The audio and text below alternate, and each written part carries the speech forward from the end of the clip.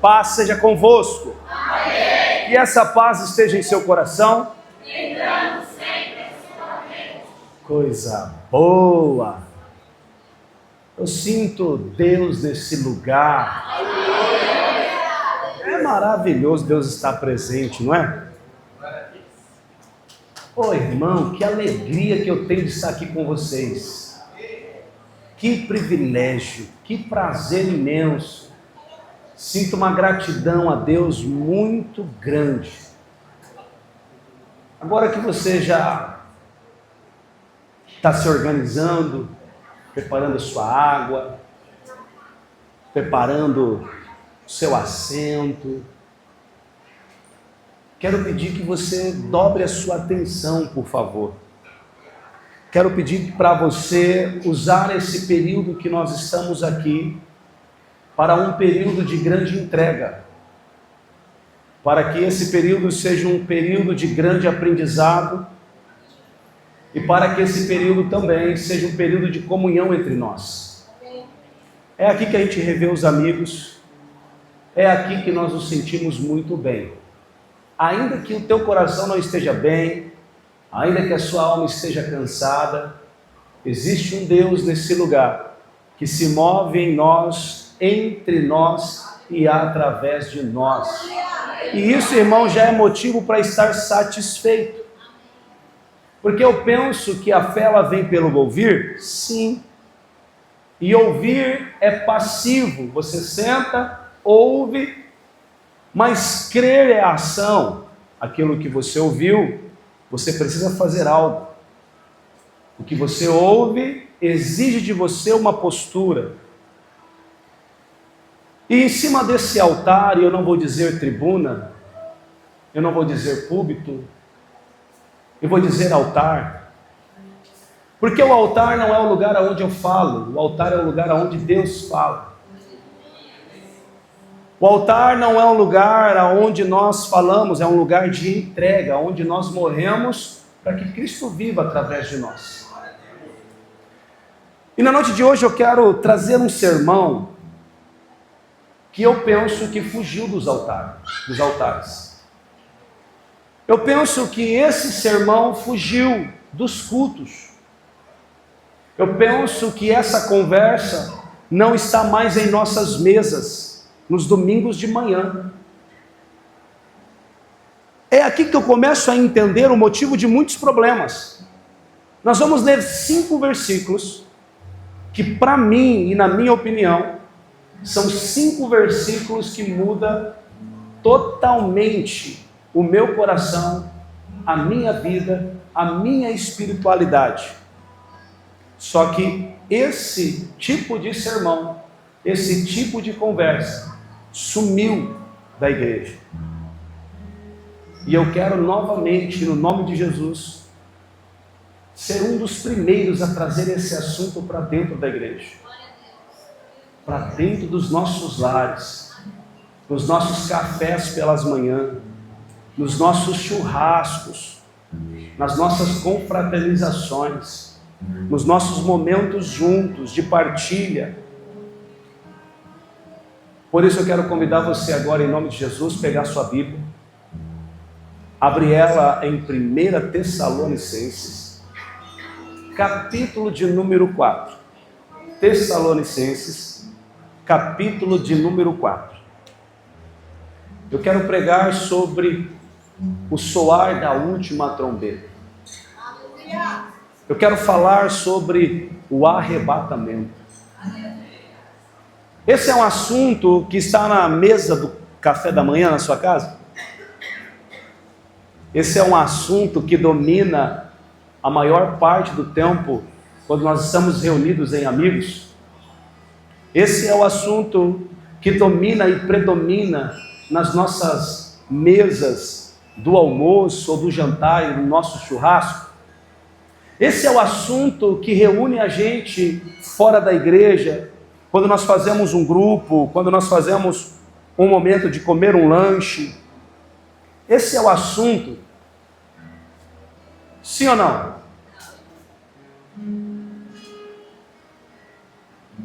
É por isso que eu penso que nós precisamos voltar a falar sobre isso. E eu não estou dizendo que nós precisamos voltar a falar sobre isso de forma aleatória, tem um propósito.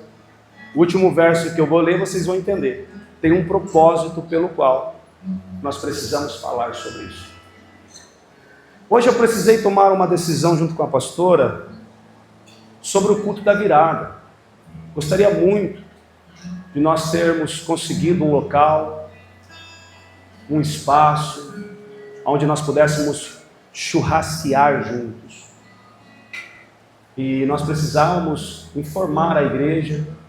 Porém, irmãos, nós vamos manter o culto, vamos manter a ceia.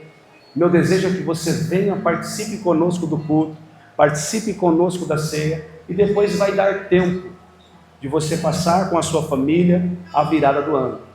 Eu queria que fosse aqui.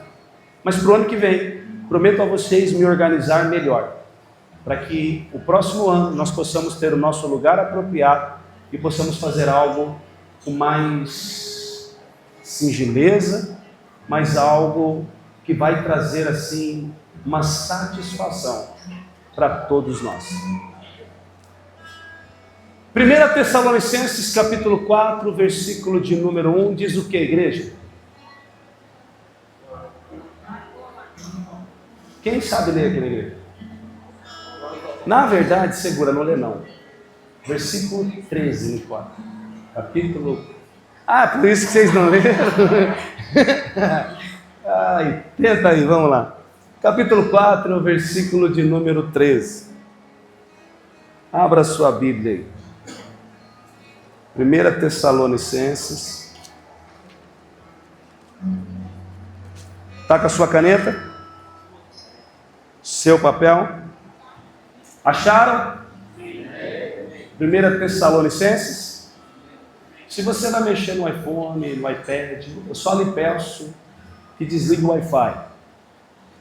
Quero muito que nós estejamos todos conectados, amém? Vamos lá? 1, 2, 3 e...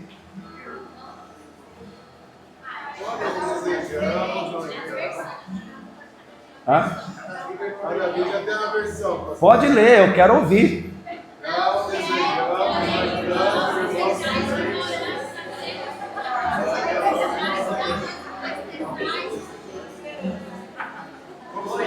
Perfeito, agora deixa eu ler. Não vai funcionar muito não. Vamos aqui, diga comigo assim: portanto,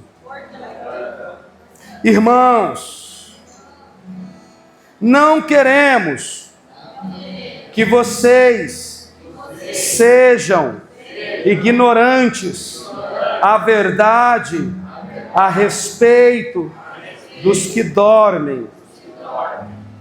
Quem está falando é o apóstolo Paulo. Então preste atenção: portanto, meus irmãos, ele vai falar no plural, nós não queremos que vocês sejam ignorantes. Grife a palavra ignorantes a respeito dos que dormem, para que não fiquem tristes. Significa que a igreja estava triste. Para que não fiquem tristes como os demais, que não têm esperança. Tem gente que não tem mais esperança. Verso 14: pois, se cremos que Jesus morreu e ressuscitou, tem alguém ainda que acredita nisso aqui? Tem alguém aqui que crê nisso ainda? E eu não estou falando de fé, eu estou falando de crença. Eu não estou falando de uma expectativa, eu estou falando de uma perspectiva. A expectativa te frustra, a perspectiva faz você avançar. Amém? Então nós cremos que Jesus morreu, sim ou não? Sim. Mas nós cremos que Ele ressuscitou, sim ou não? Sim.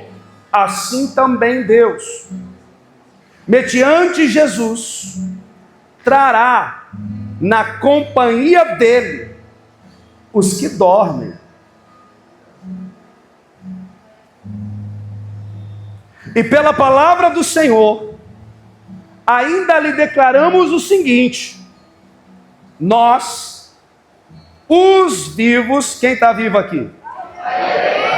Quem está vivo aqui, irmão? É, desse jeito aí. Isso, é assim que eu gosto. Nós que estamos, aleluia, vivos, o que ficarmos até a vinda do Senhor, de modo nenhum precederemos os que dormem. Porque o Senhor mesmo dá a sua palavra de ordem. Talvez na sua Bíblia está escrito alarido. Ouvida a voz do arcanjo. Talvez na sua Bíblia está dizendo, e com a voz do arcanjo. E o ressoar da trombeta. Você pode grifar isso, é muito maravilhoso. Alarido, ressoar da trombeta, a ordem de Deus descerá dos céus, e os mortos em Cristo ressuscitarão primeiro. Depois, nós, os vivos, os que ficarmos, talvez na sua Bíblia está escrito permanecer. Eu gosto dessa tradução, permanecer. Seremos arrebatados juntamente com eles. Tipo, eu não ouvi nenhum glória, nenhum. Não. Depois nós, os vivos. Quem está vivo aqui? Eu não vou usar a palavra ficar, mas eu vou usar a palavra permanecer. Nós, os vivos que permanecemos em Cristo, seremos arrebatados juntamente com eles. Ô, irmão, vai me dar um infarto desse jeito. Nós somos pentecostais, uma igreja que ama Jesus, uma igreja que crê na sua palavra. Ô, irmão, se faz um gol do Corinthians, tu grita gol que nem louco. Mas quando fala que Jesus está voltando para buscar a tua noiva, você fala, amém. Não faz sentido para mim. Nós que estamos vivos seremos arrebatados com Ele. É disso. Até parece que o gol do Corinthians vai ganhar aqui no Glória a Deus. Aleluia. Entre as nuvens, para o encontro com o Senhor nos ares. Para o encontro com o Senhor nos ares. Para o encontro com o Senhor nos ares. Seremos arrebatados, não é para o espaço geográfico, é para um encontro com o Senhor nos ares. Não é espaço, é abraço. Irmão, é o fim da distância, é o começo de uma nova vida. Ei, nós seremos arrebatados para um encontro com Ele nos ares. É o fim da solidão. Consegue crer nisso? 13. E assim estaremos alguns dias com Ele. Está escrito isso? Algumas semanas com Ele. Alguns meses. O que está escrito? Pelo menos um aleluia. Estaremos para sempre com o Senhor. Verso 18, e é a frase que eu mais gosto. Portanto, em outras palavras, frisem nisso. Preste atenção nisso aqui, ó. É o que o apóstolo está dizendo. Quando ele diz, portanto, ele está dizendo, preste atenção. Eu quero que vocês entendam isso. Consolem uns com o quê? Com fofoca? Não. Com apontamento? Não. Com aquilo que eu não concordo? Não. Com aquilo que eu não gosto? Não. É com o quê? E eu comecei a noite dizendo que essas palavras sumiram dos nossos púlpitos. Essas palavras sumiram dos cafés da manhã entre família. Essas palavras sumiram dos churrascos cristãos. Essas palavras sumiram dos nossos meios. do nosso meio. Feche os seus olhos. Como que chamam o filho da Larissa? Killian. Quero orar pelo Killian. Amém, irmãos? Eu quero que você ore por ele, filho da Larissa, para que ele receba a graça de Deus, saúde de Deus, através das nossas orações. A oração do justo pode muito em seus efeitos. Somos justos porque fomos justificados por Cristo Jesus. Killian é o nome do menino. Amoroso Deus, eu abro os meus ouvidos nessa noite não para ouvir uma voz estranha, mas para ouvir a voz do teu coração. Eu abro o meu coração, ó Deus, não para sentir emoções, mas para receber a tua presença. Eu coloco a minha vida para te servir. Sei que o maior desafio da minha vida é ser cristão. Cristo não desistiu. Cristo permaneceu. Cristo ferido, feriu feridas que nunca fez. Cristo perdoou, Cristo alimentou. Esse é o maior desafio da minha vida, ó Deus. Ser um cristão. Viver para ti. Por isso, todas as vezes que oro com a igreja aqui, eu tenho uma oração intencional que o Senhor já conhece. Mas não é uma repetição em vão. É o desejo mais profundo da minha alma. Senhor, me faz e me refaz.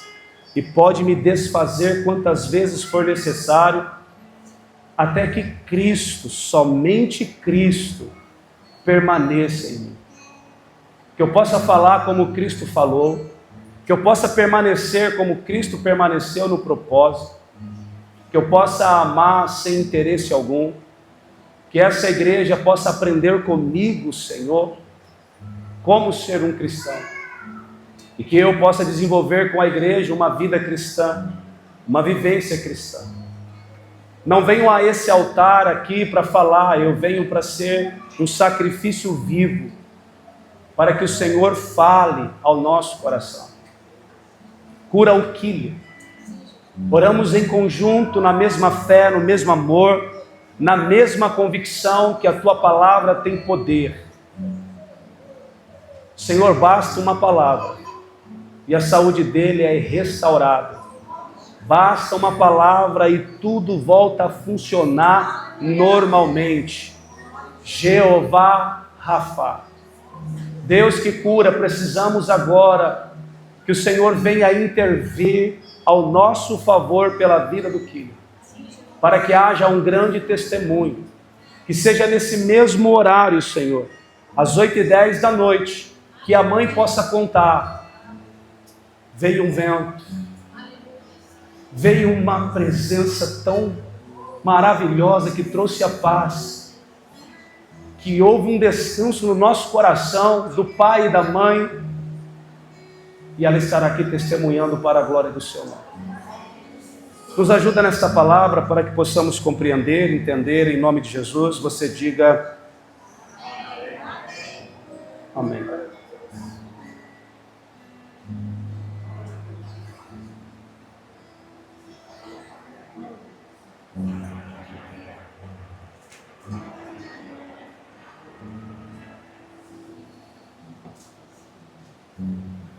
Glória a Deus.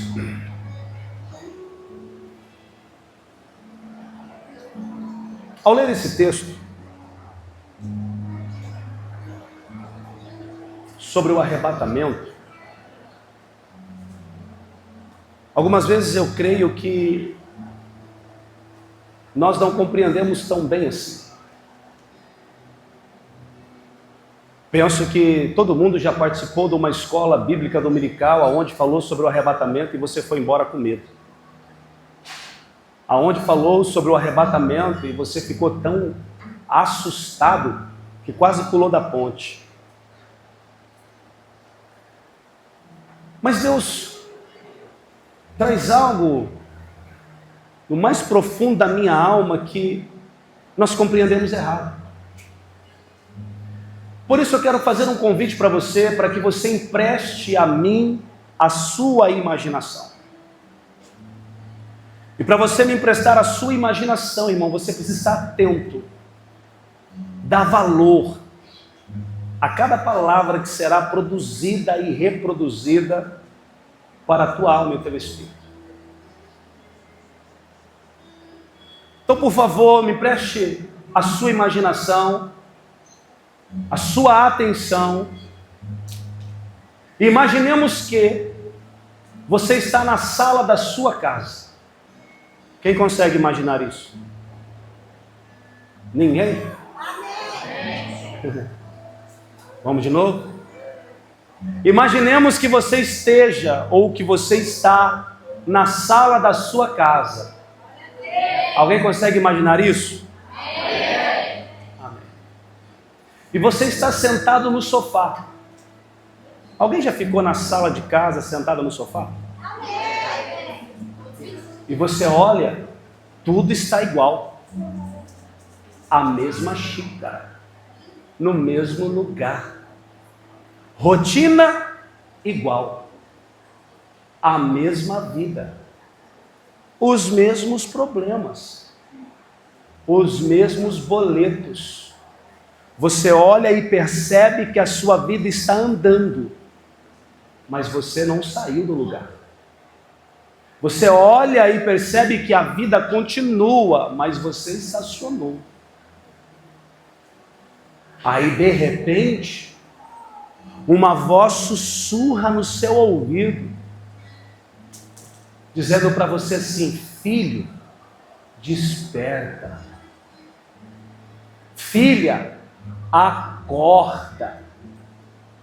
Só que essa voz não sai da sua boca, ela sai da sua alma. Essa frase, filho, desperta, filha, acorda, não é o seu psicológico, é o espiritual.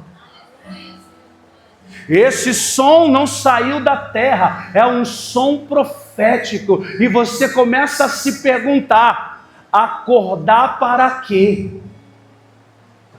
Acordar por quê? Então a resposta é muito simples. É acordar e perceber que a vida não se resume só nisso. É acordar e perceber que nesse momento alguma coisa está acontecendo no céu, enquanto nós nos movemos na terra. É você entender que Deus está chamando você para viver algo que nós nunca vivemos. Isso é acordar, despertar para o arrebatamento. Então, quando o apóstolo Paulo escreve a uma igreja chamada Tessalônica, nós temos que ter em mente que essa é uma igreja pequena. Como toda igreja pequena, essa é uma igreja com problemas. É uma igreja que está cheia de dúvidas, como a nossa. Então o texto diz que o apóstolo Paulo vai escrever sobre o arrebatamento. E nós precisamos entender que o arrebatamento não é o fim do mundo. É por isso que muitas pessoas estão desesperadas, estão em pânicos, porque elas pensam que arrebatamento é o fim do mundo. E arrebatamento não é o fim do mundo, é o começo de uma nova vida. Arrebatamento é o início de algo novo. É viver para quem? Para Cristo. Viver como? Completo, na plenitude, sem lágrimas, sem dor, sem morte. Então o apóstolo Paulo não escreve para assustar, ele escreve para consolar. Nessa noite eu não vim pregar para assustar seu coração, eu vim pregar para consolar a tua alma, trazer esperança no teu espírito, gerar fé no seu coração, para que você deseje o arrebatamento ainda hoje. E o que eu acho mais interessante, ele não escreve para assustar, ele escreve para consolar.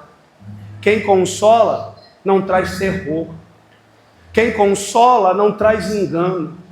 Quem consola não traz medo. Quem consola traz esperança. É por isso que no Sermão da Montanha, no capítulo 5, o Senhor disse: bem-aventurados apaziguadores, bem-aventurado aqueles que consolam, aqueles que choram. Bem-aventurado é você, meu irmão. Bem-aventurado é essa igreja.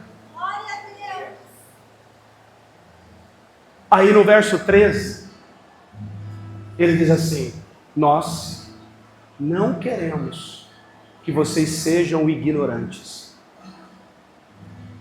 A palavra ignorante no grego significa agnoês. O que é agnoês? Agnoês é não compreender por falta de revelação.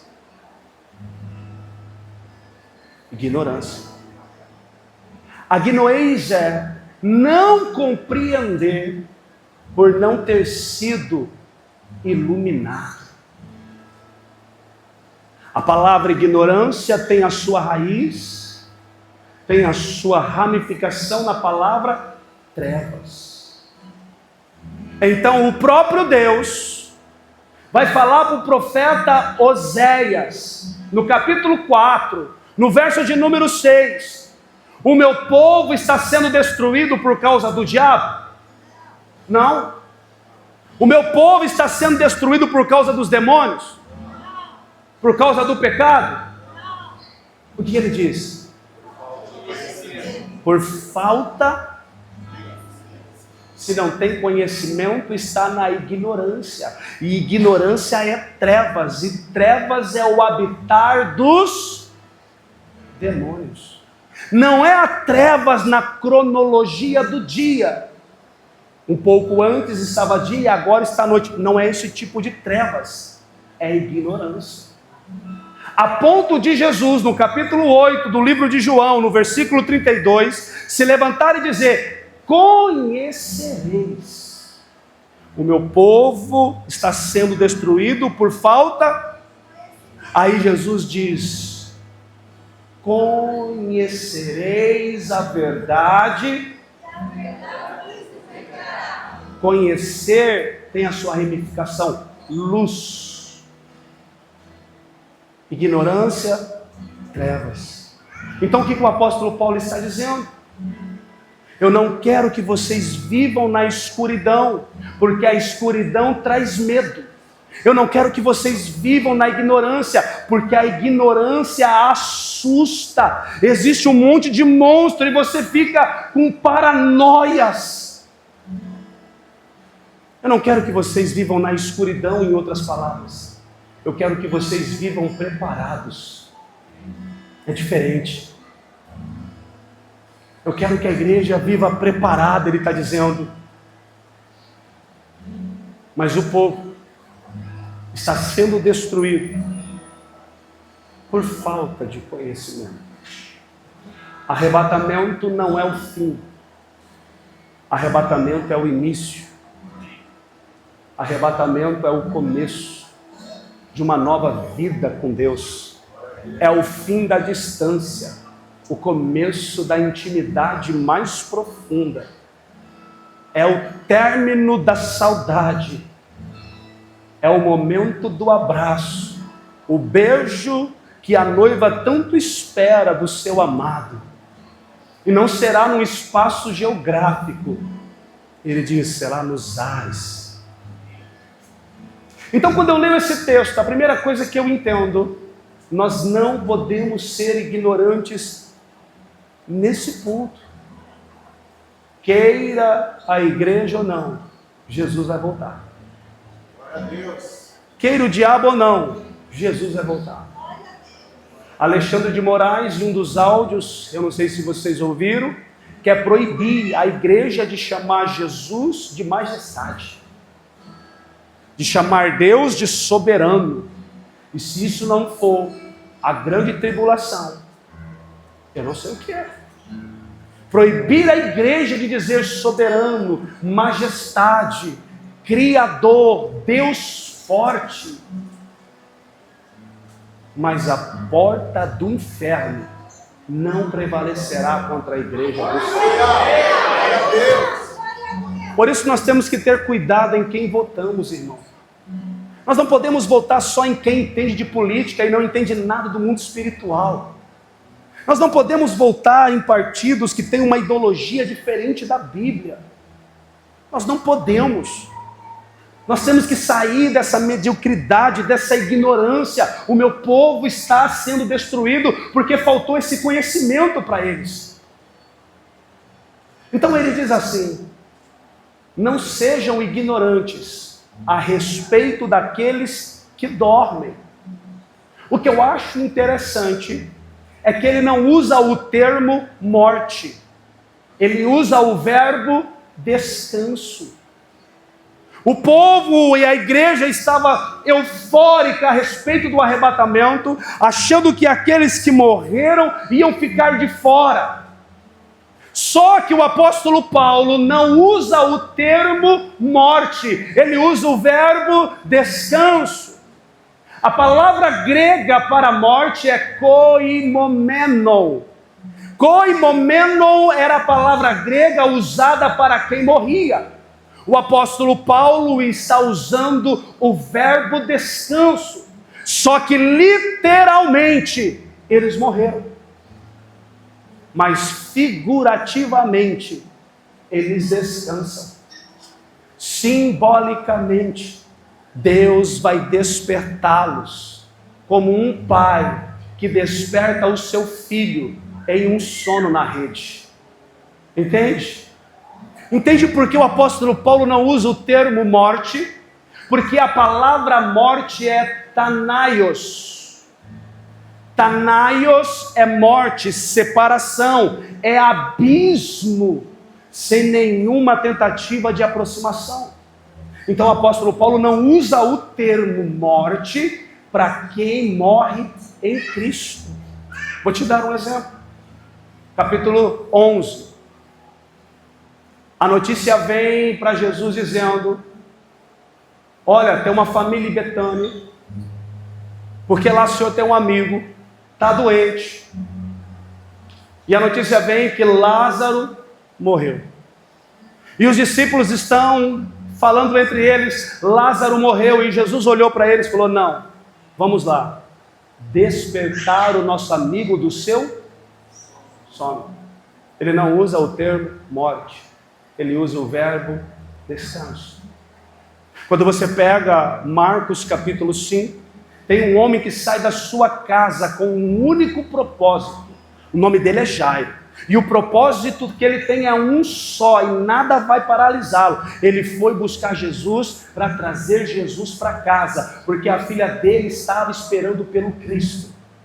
Só que quando ele chega com Jesus em casa, já o velório está acontecendo. E alguém diz: não incomode o mestre, porque a menina está morta. Jesus olha para eles e dizem: a menina não está morta, ela dorme. Porque quem morre não está perdido, foi acolhido. Quem morre não está separado, entendeu? Então, para quem está em Cristo, o termo morte nunca é usado. O termo morte não pode ser usado para quem já partiu para a glória. O termo aqui é usado descanso. E aí eu gosto do que o profeta Isaías vai dizer: aqueles que esperam, aqueles que descansam no Senhor, renovarão suas forças. Aí você está perguntando: pastor, eu não estou entendendo muito bem. Eu vou te explicar. O que eu estou querendo dizer é que arrebatamento não começa no céu. Quem nos ensinou isso, nos ensinou errado. Arrebatamento não começa no céu, arrebatamento começa no coração. Porque antes de Deus te tirar dessa terra, para te levar nos ares e no encontro com Ele, Ele quer tirar aquilo que nos mata. Ele quer tirar a culpa que nos destrói. Os vazios que nos arrastam para baixo e nos tira do nosso potencial. O verdadeiro laço, o verdadeiro passarinheiro. O passarinheiro arma a sua armadilha para tirar o potencial do voo das aves. Quem compreende, diga amém. Amém. Então esse termo morte não será usado para você e nem para mim, e sim descanso. Quantos aqui esperam no Senhor? Oh, irmão, espera no Senhor. Espera pela volta do Senhor. Ele diz: eis que cedo eu venho sem demora. Ele tirou a demora da espera e agora a gente espera por Ele em paz. Consegue entender? O nosso problema nunca foi com a espera, o nosso problema sempre foi com a demora. Então Ele diz: eles não morreram. Por quê? Porque a vida, ela vai cobrar a sua justiça. O texto bíblico diz: o salário do pecado é a... Quando Adão tem a sua queda, recebemos uma natureza caída, então recebemos a recompensa da queda, e a recompensa da queda é a morte. E você que me ouve precisa prestar atenção no que eu vou dizer. É por esse motivo que nós precisamos receber Jesus Cristo como nosso Senhor e Salvador da nossa vida. O próprio Jesus falou no capítulo 3 do livro de João: aquele que não nascer de novo da água e do Espírito. O que Jesus está dizendo é: aquele que não receber uma nova natureza não poderá herdar o reino dos céus. Então o Senhor não quer apenas nos salvar e nos levar, Ele quer tirar de nós aquilo que nos mata, aquilo que traz peso, aquilo que traz condenação, aquilo que traz culpa. Se o céu não arrebatou o teu coração ainda, não vai arrebatar o teu corpo. Se o teu coração não subiu em um encontro nos ares, o seu corpo nunca subirá. Então esse sermão, ele é muito sério, igreja. Você precisa se batizar. Você precisa descer as águas. Você precisa receber Jesus como seu Senhor e Salvador, para que você possa receber uma nova natureza, para que o seu nome esteja escrito no livro da vida. Sucesso não é quem tem mais dinheiro. Sucesso é quem tem um nome no livro da vida. Porque para o rico e pobre, Deus olha do mesmo jeito. Não há diferença para Deus. O jovem rico tinha muito dinheiro, tinha muitas posses, só não tinha o nome no livro da vida. Nós precisamos compreender isso. Sucesso é garantir o nosso nome no livro da vida, e a única forma é ter a marca de Cristo em nós. É termos o contato com o sangue do Cordeiro, é nascer de novo da água e do Espírito, é receber Jesus Cristo como o nosso único e suficiente Salvador da nossa vida, da nossa família. Ei, irmão, existe esperança aqui ainda no meu coração. Então olha o que o apóstolo Paulo está dizendo. Irmãos, não queremos que vocês ignorem, sejam ignorantes a verdade sobre aqueles que dormem. Está escrito isso na sua Bíblia? Aí o verso 18, ele termina dizendo que essas palavras, não é fofoca, é essa palavra. Eu vou dizer uma coisa que você pode discordar comigo, fica à vontade, só não pode discordar da Bíblia. O profeta Isaías, no capítulo 55, verso 9, 10 e 11, ele vai dizer isso. O que tem poder não é a palavra que sai da sua boca, não é a palavra que sai da minha boca. O que tem poder é a palavra que sai da boca de Deus. E se a palavra que sai da boca de Deus está na sua boca, está na minha boca, essa palavra tem poder. Essa palavra cumpre aquilo que apraz, que agrada o coração do Eterno. Por isso o texto de Efésios 3 vai dizer: não entristeçam o Espírito Santo com palavras torpes, vãs, com palavras bobas, fúteis. Então o texto de Isaías diz que a palavra ela é como a chuva, ela é como a neve, desce do céu, rega a terra, regando a terra, faz com que a terra floresça e produza os seus frutos. Assim é toda a palavra que sai da boca de Deus, ela cumpre aquilo que lhe apraz. O diabo tentando Jesus, a resposta de Cristo é: nem só de pão viverá, mas de toda. Por quê? Porque a palavra de Deus produz vida, a palavra de Deus é vida, a palavra de Deus é luz, lâmpada para os meus pés, é a palavra de Deus. Davi vai dizer: a tua palavra escondi no meu coração. Ela é proteção, ela é escudo, ela é esconderijo. O que tem poder é a palavra de Deus. Não é quem amaldiçoou você, não é quem se levantou contra você e amaldiçoou a tua casa, até porque praga nenhuma, se a casa é de Deus, ferramenta nenhuma do diabo vai prosperar. A palavra de Deus precisa estar na mesa da nossa casa. Irmãos, vamos voltar a falar da palavra que consola a gente. Vamos deixar de lado aquilo que irrita, que traz provocações.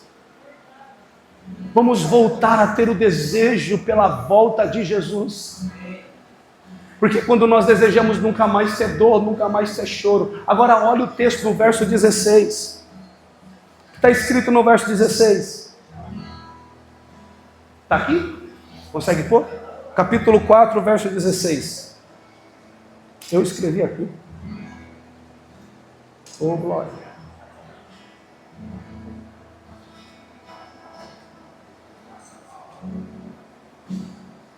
Eu gosto dessa parte. Deixa eu... Leiam comigo, por favor.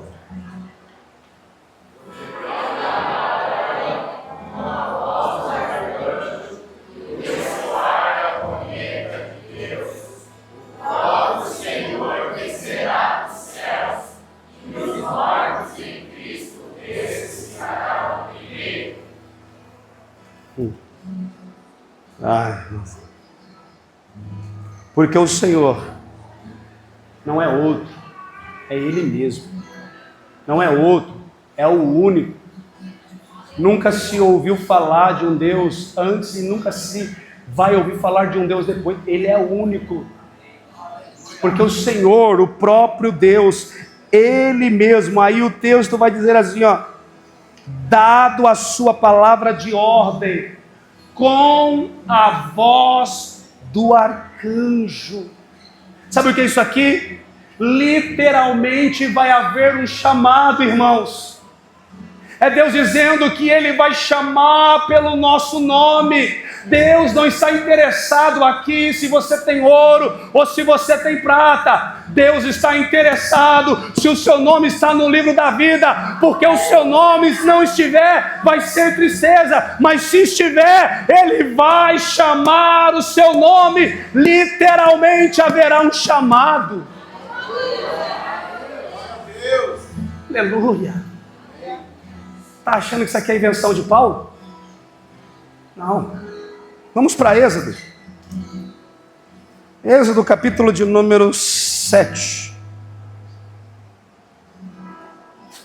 Aleluia.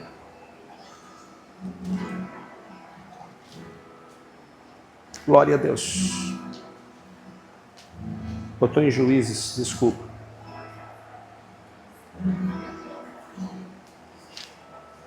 Êxodo capítulo de número 19.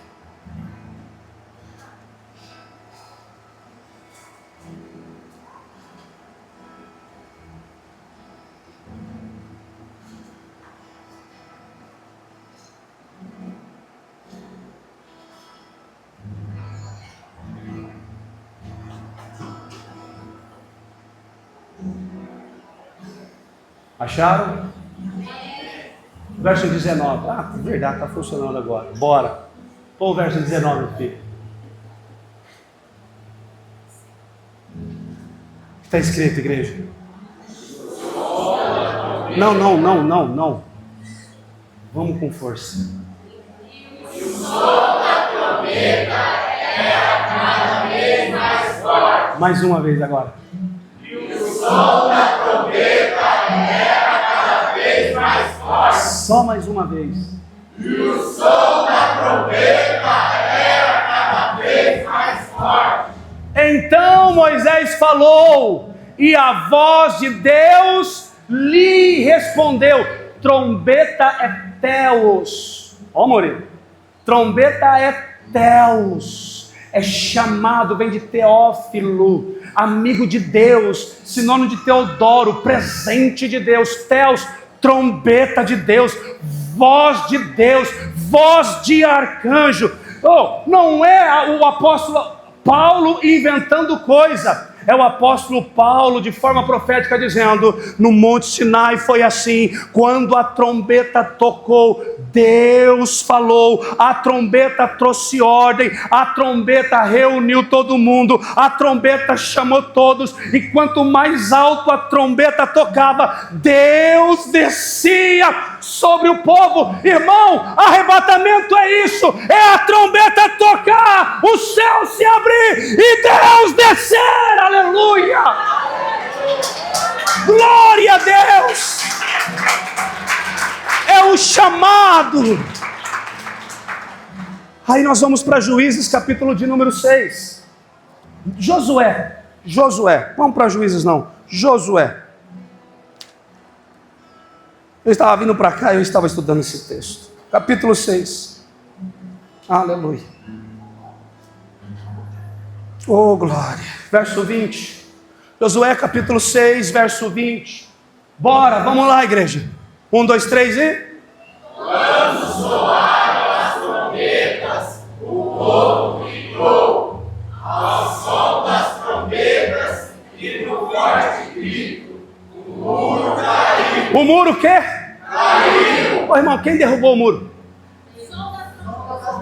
Quem derrubou o muro? O som das trombetas. O muro representava algo inacessível, algo impenetrável, algo que eles não tinham alcance. O texto não diz que foram lá com picaretas, que foram com ferramentas. Não, o texto diz que foi ao som da trombeta. As muralhas caíram, aquilo que impedia o povo de Deus de avançar, aquilo que impedia o povo de Deus de conquistar, eles conquistaram não com a força do braço, mas eles conquistaram com o soar da trombeta. O que o apóstolo Paulo está dizendo é que a trombeta vai tocar, as muralhas do inferno irão cair, Satanás com as suas obras e os seus planos vão ser envergonhados, e você e a tua casa terão um encontro com ele nos ares, ao som da trombeta.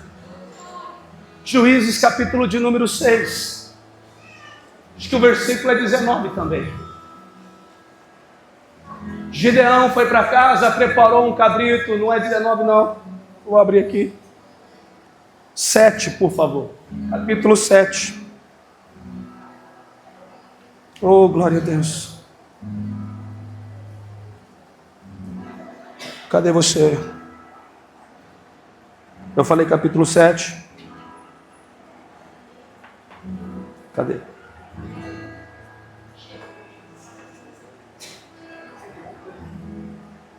Capítulo 8. Capítulo 8, desculpa. É que essa Bíblia eu não risco ela. Verso...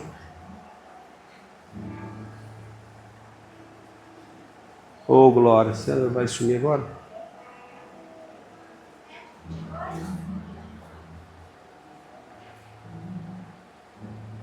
Ah, isso mesmo. É o 7 mesmo. Obrigado, princesa. Ao soar das 300 trombetas, o Senhor tomou a espada de um contra o outro.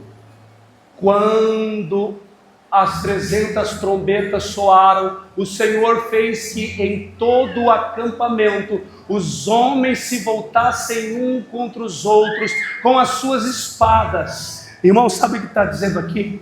Gideão tinha 300 homens, os medianitas eram 133 mil homens, impossível de serem derrotados, até que a trombeta toca. E quando a trombeta toca, Deus confundiu os inimigos, e um começou a ferir de morte o outro. Arrebatamento é exatamente isso. Os nossos inimigos serão confundidos. A internet não vai entender nada, a rede social não vai entender nada, os jornais não irão entender nada. Por quê? Porque quando a trombeta tocar, os nossos inimigos serão confundidos, serão derrotados, e nós subiremos para um encontro de glória, para o encontro de poder, para o começo de uma nova vida, para o fim de uma tristeza, para o fim da distância, para o fim da saudade e para o começo de um amor eterno. Eu fico empolgado com o texto. Então ele diz: consolem uns aos outros com essas palavras. Eu estava orando na torre e falando com Deus sobre esse sermão, e eu queria uma história, uma parábola. Eu queria construir uma parábola que eu pudesse ensiná-los. E de repente Deus me trouxe à mente, à memória, aquele filme Os Vingadores. Quem já assistiu Os Vingadores? Já assistiu Os Vingadores? E Os Vingadores é legal. Tem um Capitão América. Eu queria ser o Capitão América. Tem um cabelo bonito, irmão. Eu não vejo a hora de nós abrirmos a segunda igreja no Jardim América. Isso. Quando a gente reunir as duas igrejas, fica a igreja Capitão América. Olha, essa piada é boa. Né? Não é? Eu gosto do Capitão América. Tem o Hulk. Eu não gosto do Hulk porque ele é imaturo, ele é verde. Só que tem um homem lá, um titã. Qual é o nome dele mesmo? Thanos. E eu preguei e falei o que significa em grego a palavra Thanos? Morte. Você já percebeu que Thanos tem uma sede incontrolável? Sim ou não? Para destruir, para matar. E aí ele precisa, acho que de 7 esferas, eu não me lembro exatamente, mas aquilo tem uma representação. Thanos, ele estrala o dedo, 50% da população vira pó. Os familiares entram em desespero, porque sumiram, não sabe aonde está. No filme, Thanos estrala o dedo, mas no arrebatamento é num piscar de olhos. As pessoas ficam desesperadas porque perderam um ente querido, mas no arrebatamento, aqueles que ficarão desesperados porque não terão mais esperança de reconciliação com Jesus. Aí Jesus ressuscita e diz: ó morte, aonde está a sua vitória? Ó Thanos, aonde está o seu aguilhão? O nosso último inimigo que nós venceremos se chama Thanos. Aquilo não é só um filme. Por isso, nessa noite, irmãos, eu quero que você entenda que o arrebatamento não é um estralar de dedos e nem um filme. É o soar de uma trombeta. Quando o exército toca uma trombeta, toca para reunir e posicionar. O segundo toque toca para recolher, mas o último toque toca para voltar para casa. E o que o apóstolo Paulo está dizendo é que esse toque não é para guerrear, esse toque não é para retroceder. O toque dessa última trombeta é para voltar para casa. Eu queria muito que você se colocasse sobre os seus pés agora. Nós temos uma trombeta aqui, de forma profética. Quero convidar o Martins. Vem cá, Martins. Essa trombeta é uma réplica daquilo que o profeta Samuel vai usar para ungir Davi. Se colocava o azeite no chifre, na trombeta. Mas de forma simbólica, nessa noite, eu quero que você deseje o arrebatamento. O arrebatamento não é o fim do mundo. É o começo de uma nova vida. É o fim da dor. É o fim da perda. É a humilhação da morte. Um dia, nós estaremos no velório da morte, dizendo: ó morte, aonde está a sua vitória? Então, irmãos, que esse culto não seja um culto qualquer. Que você saia daqui não dizendo: será que eu vou subir para o céu? Será que quando a trombeta tocar, o Senhor vai me levar? Porque se você está com essa dúvida no teu coração, significa que você não entendeu nada. Arrebatamento não é perfeição, é pertencimento. Por isso o apóstolo Paulo no verso 14 diz: aqueles que permanecem em Cristo, identidade, idem, igual, semelhante. Permanecer. Hoje eu conversava aconselhando uma pessoa, estava muito triste, e ela disse: pastor, tantos anos na igreja, por que se desviou? E a gente não tem resposta para essas perguntas. Esse é o momento que o Espírito de Deus coloca palavras na nossa boca. Nesse momento, eu, em pensamento, disse: Senhor, me dá uma palavra. E eu disse: imagine que você vai num rio. E nesse rio você pega aquela pedra, eu chamo de pedregulho, uma pedra bonita. Quem se lembra dessa pedra? Uma pedra lisa. Ela está dentro do rio, está imergida. Você pega ela está molhada por fora. Mas se você abrir, ela está seca por dentro. Tem muita gente que está dentro da igreja, molhado por fora, seco por dentro. Então, por que muitos desistem? Muito simples. Superficialmente. Nós precisamos, irmãos, imergir até que sejamos encharcados com toda a misericórdia, com toda a glória de Deus. Não é perfeição, é pertencimento. Nós pertencemos a Ele. Por favor. Nós vamos orar. E eu vou pedir para o Martins tocar a trombeta. E eu gostaria que você pudesse dizer assim: o que isso muda na minha vida? Arrebatamento não começa no céu. O texto diz: os mortos ressuscitarão primeiro. Arrebatamento começa na sepultura.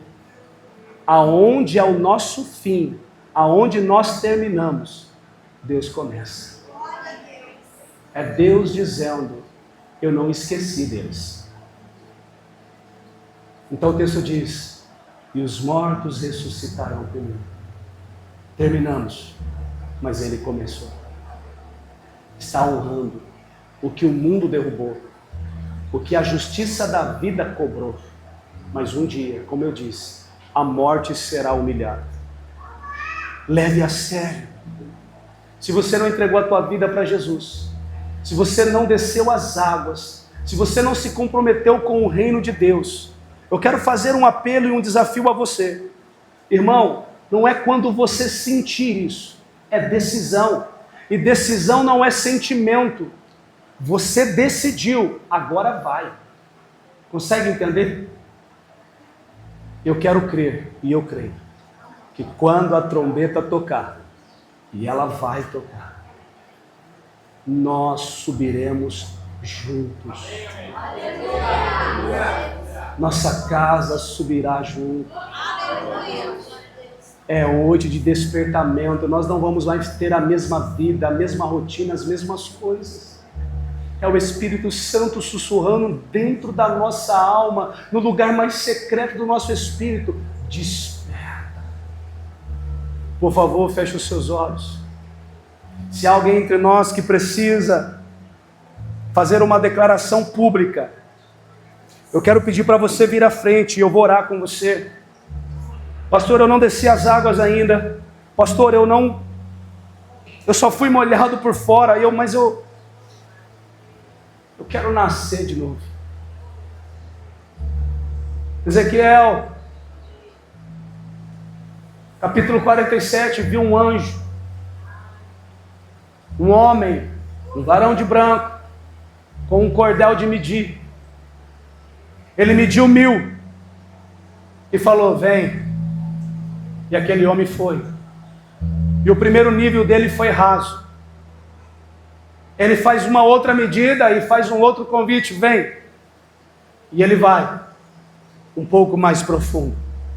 E o anjo, o varão de branco, vai medindo até que as águas são profundas.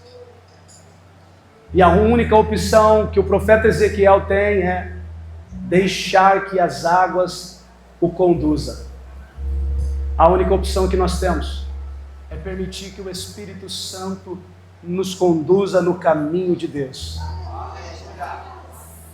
Irmãos, você não terá de mim outra coisa que não seja consolação. Palavras que confortam, palavras que direcionam, palavras que curam. Eu anseio pelo arrebatamento. Eu sei para quem eu pertenço. Feche os seus olhos. Toca a trombeta, Martins. Toca a trombeta. Tá tudo pronto? Depois que ele tocar, vem junto.